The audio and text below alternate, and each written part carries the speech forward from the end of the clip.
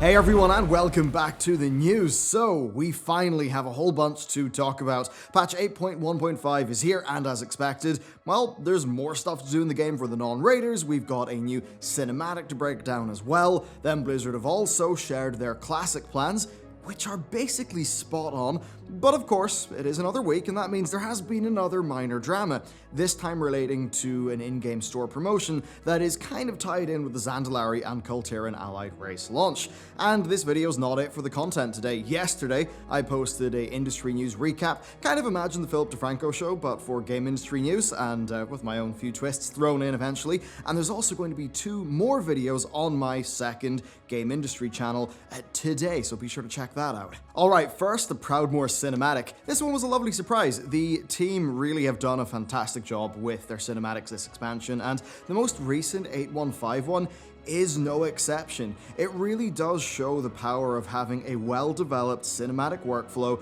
that has allowed for these sort of very well-targeted in-game cinematics that really have elevated key moments of the story. So this cinematic depicts what happens when Bane Bloodhoof hands Derek Proudmoore over to Jaina.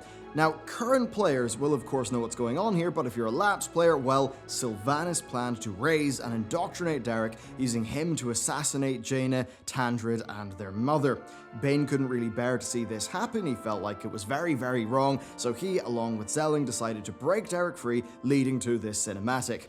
So Bane remarks on their prior meeting at Theramore, something that was a long, long time ago. Of course, given how things went with Theramore, Jaina is suspicious, knowing that Derek probably is some sort of trap. She even references the Theramore bomb.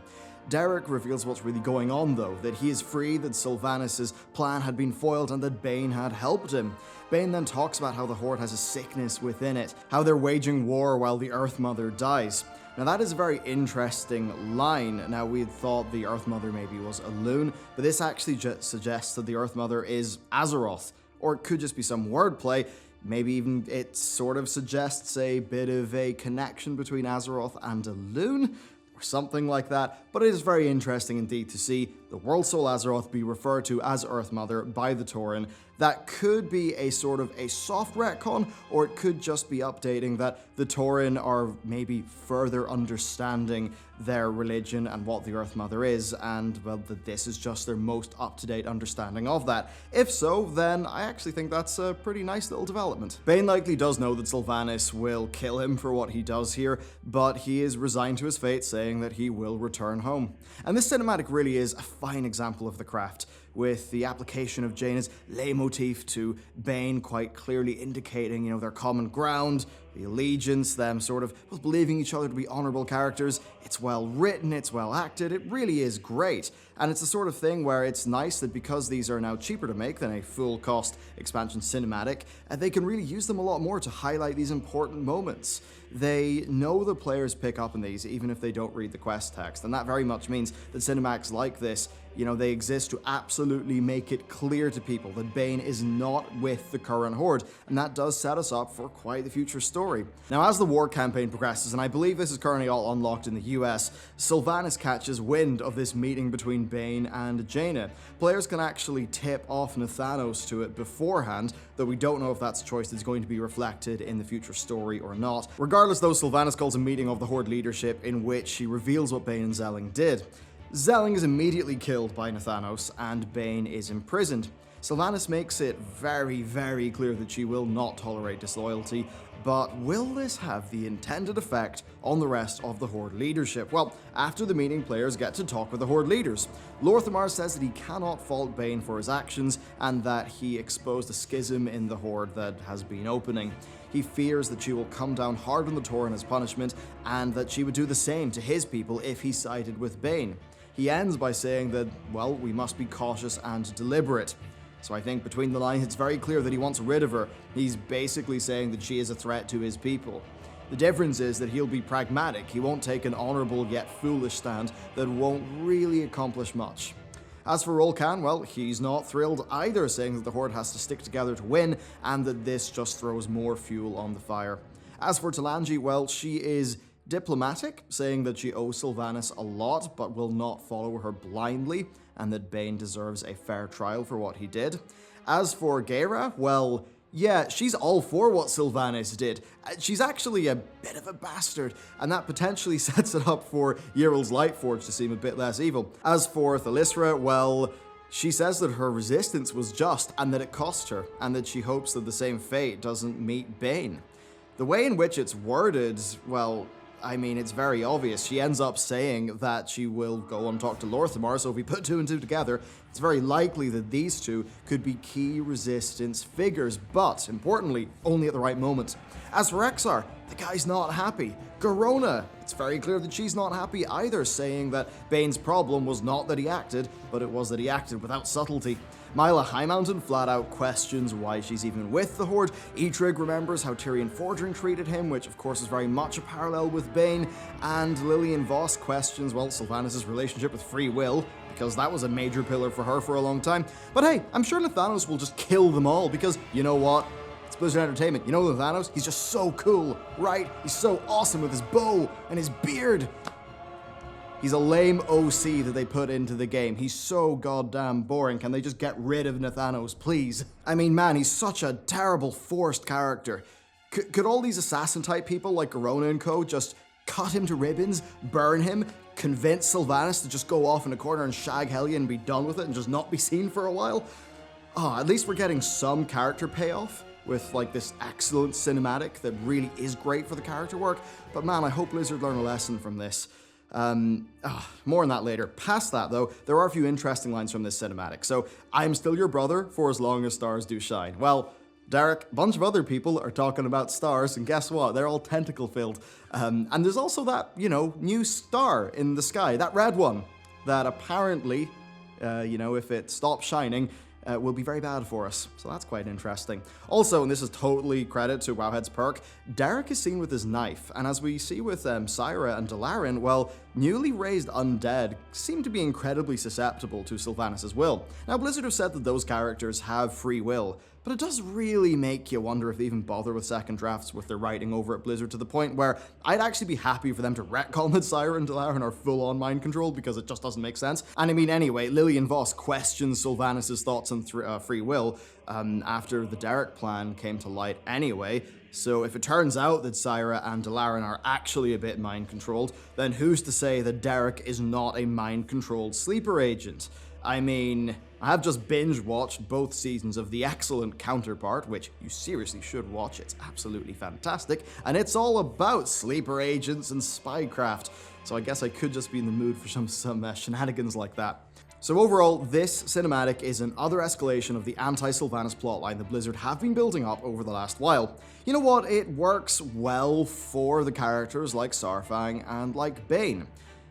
It served their plotlines. But I don't think it served the personal story of players. I think it's led to an expansion with cross-media narrative that people will cheer, that will get high social media engagement. I think that's why the devs actually are doing it.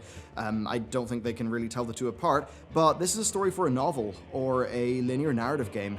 This is not a storyline for an MMORPG, and I really hope they learn that in future. So next up, we've got some WoW Classic plans. Blizzard have revealed them, and you know what? They are essentially perfect. Blizzard really have listened to the Classic community's feedback after their previous roadmap talks, and I think they've ended up with something that will be really quite authentic to the Classic experience. So basically, Classic is going to roll out in 6 phases. Phase 1 is going to consist of Molten Core, Onyxia, and Moradon, so very much the initial experience that most people will have gotten. After all, Moradon was only a few weeks after launch anyway. Then after that, Dire Maul, Azuragos, and Kazakh will form Phase 2. Of course, them being available too early would kind of hurt the MC gearing experience. Then Phase 3 is going to be Blackwing Lair, the Darkmoon Fair, along with the Darkmoon deck drops beginning, which will give players access to those trinkets. Now, their old plan had been to unlock Zul'Gurub at the same time as Blackwing Lair, which would have been a little bit of a problem. You see, Zul'Gurub launched 2 months after BWL on the 13th of September 2005. Now, sure, 2 months is not all that much, but having access to both ZG and BWL gear year at the same time would be fairly odd, with Zul'Grub being a 20-man raid, BWL being a 40, and them just having different levels of difficulty and reward. So ZG would essentially erode BWL if they came out at the same time, so splitting them out makes a lot of sense. That means that Zul'Grub will release in Phase 4 alongside the Green Dragon world bosses. Then Phase 5 is going to kick off the Anchorage cycle and introduce the Dungeon Loot revamp, with a queue opening whenever servers of course complete it. Then finally Phase 6 is going to contain Naxxramas and the Scourge Invasion, which essentially is going to cap off the WoW Classic experience. Blizzard are not sure on the exact timing of Phase 2 through 6, and they have said that they're still working PvP into those plans, so there is going to be more to be revealed as we head towards that summer release. And I think they are handling this near perfectly. That seems like a progression that is in line with the Classic experience, and that's exactly what I want from something that's calling itself WoW Classic. It's certainly going to be interesting to see how this all pans out, though. A very small percentage of players made it to Naxxramas originally, and things like AQ really took a long time to get through. Now, there's no doubt the players were smart back then, but these days people just have access to more tools. I think Wowhead Classic is going to end up being far more useful than Thoughtbot, and Wowhead, indeed they have just way more insofar as development resources go to throw towards Classic features and content. Then while add-ons are more limited in Classic, well, there are just more experienced Lua developers now than there were back then, so we'll have better add-ons than, say, with the likes of, raid bots and stuff, the general simming community. That's far more advanced than it was back then, and I would imagine a lot of that will end up being ported over. So chances are players are going to progress through that content at a faster rate, although it's still WoW Classic. And that's just less of a problem because everything takes a good bit longer to do in WoW Classic, even if you have knowledge and more tools. Participation rates in higher end content, though, will likely be far greater, and that is going to lead to more people getting the Classic AQ and Naxx experiences, although I think people's general competence with raid mechanics will likely be a good bit higher these days than it would have been because, well, we're all used to very fast-paced modern WoW combat. For me, the big question is what's going to happen after Naxx, though. Are they just going to keep on just having Classic be Classic? Are they going to launch like a new Phase 1 server after that and just essentially catch people in a time loop playing the same Classic forever? Are they going to do progressive servers that will maybe allow people to transfer over to TBC? Are they going to develop Classic along its own development fork, adding post-Naxxramas content at level 60, stuff that's designed in the spirit of Classic? That's actually something that Jagex did with old school RuneScape. So yeah, OSRS started off being the excellent RuneScape 2007, but they eventually continued development past that, essentially giving people a continuously developed game that is very much in the spirit of the 2007 title that people loved. And I actually think the latter option might be the best, at least for me. Yes, it would be different. I think a lot of the purists wouldn't like it, but it would just be another fork of World of Warcraft that is updated and designed with the old way of things in mind. If there's good player communication, Blizzard could basically find themselves with an old school style MMO that really a lot of people seem to crave. Perhaps that's something that could be launched on its own server, but of course there's then worries about splitting up the player base, having people being, on a new development server, a regular Classic server, and a progressive TBC server. So whatever happens, it'll be a bit of a challenge, but you know what? I think that's something we can worry about in a year or two once we actually know how well WoW Classic does. Next up, though, we've got something that's a little bit strange. Microsoft have backported DirectX 12 to Windows 7 at Blizzard's request. That's honestly wild because DirectX 12 is one of the carrots that Microsoft used to get gamers over to Windows 10.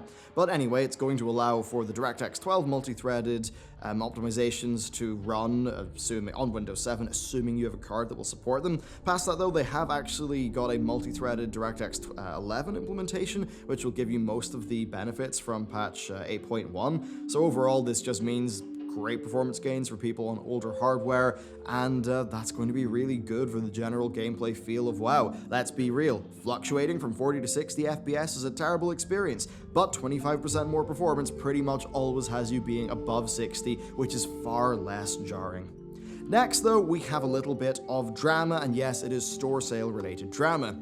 I think it's pretty clear why all this has happened, though. So, Blizzard announced a 30% sale for character services, of course including race changes.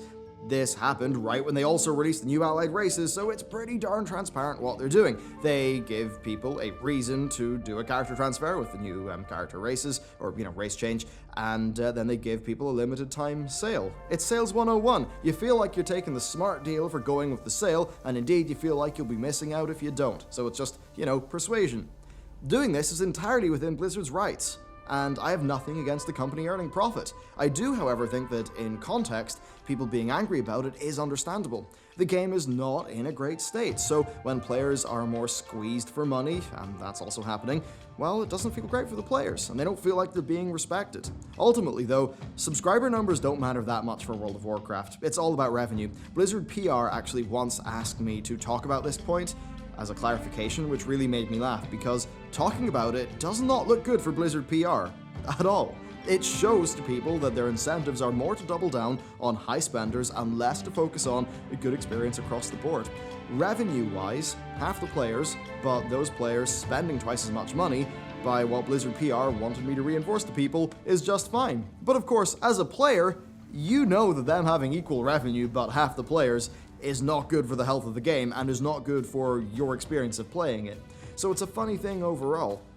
As World of Warcraft perhaps contracts to a smaller but more dedicated player base for Blizzard, it's all going to be about higher earnings per user. That's likely why you've seen so many cosmetic related things, like say the mounts. There absolutely are players who will put down double or triple the game's sub fee over a year, over a 1 year period, maybe a lot more than that. And that's just how the economics play out. Doesn't feel great, but that's how it is, basically. Blizzard are able to get away with this sort of thing, I think, when the game is in a good state, but since the game's not in a great state right now, that's why it's leading to a bit of a PR struggle for them. So, there you go. I've already covered most of the other stuff for patch 8.1.5, so there's not a massive amount else to talk about. Once I'm done with my Destiny 2 relapse, I'm probably going to grab an allied race. I'm probably going to get stuck into the new Brawlers Guild.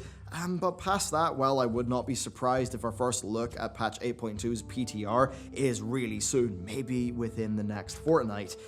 I really see that as being almost feeling like more of a launch than BF8 launch, so suffice to say, I'm really looking forward to seeing what's up with 8.2 and how they choose to advance the Azeroth storyline, because that is what I am very interested in indeed. Even though originally I was very interested in the faction storyline. Just turns out instead of a player-driven war, they went with Game of Thrones, which was a bit strange for an MMO. But anyway, with that, thank you very much for watching. If you want more content, hit up my second channel. There's a bunch of stuff there. And yeah, with that, I will see you next time.